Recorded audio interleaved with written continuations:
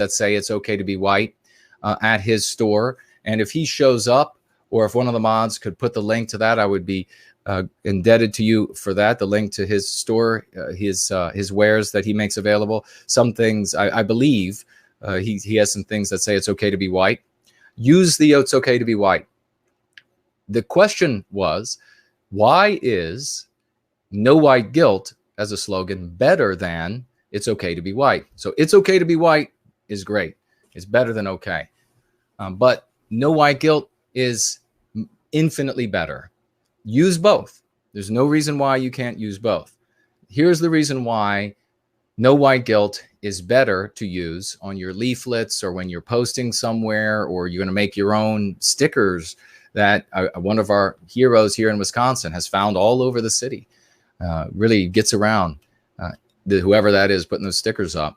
But of course, I don't condone if stickers are being put anywhere that is illegal. City of Wisconsin, wherever you are, or city officials, wherever you are, wherever these cities are, I don't condone if there's someplace that it's not lawful to do so.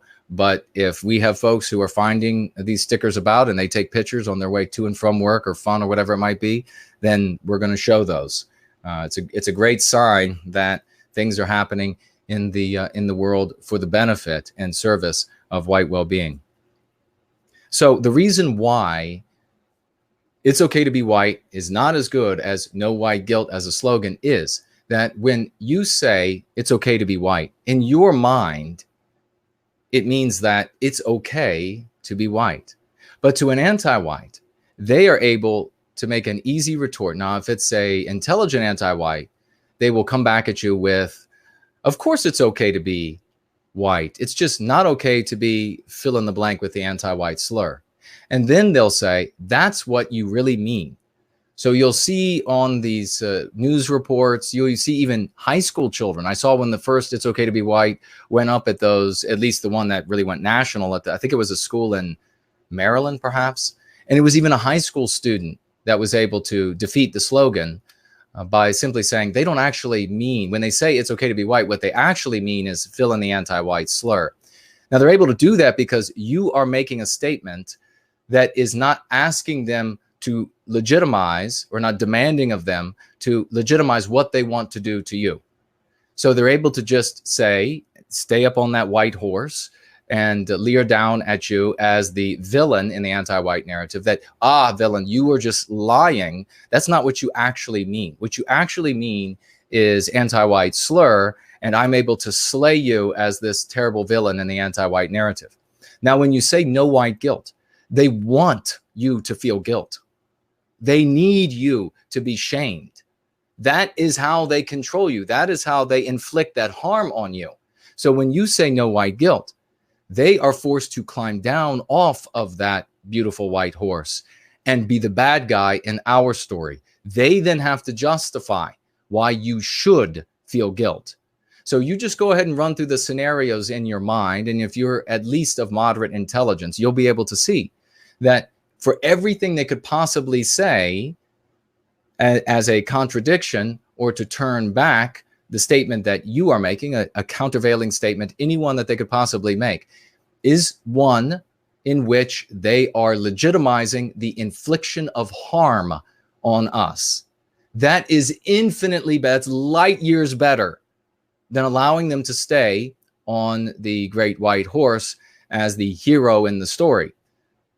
Forcing them to get down into the mud and say, "This is why you should feel guilt. This is why you should be shamed, because your people X, Y, Z." Now, anti-whites are not going to be moved.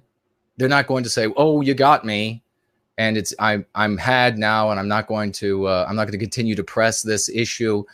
You've cornered me." Only honorable white people will say, "Well, I've been cornered by the rules of logic and fair play, and I will move on." Anti-whites are not like that. They're villains.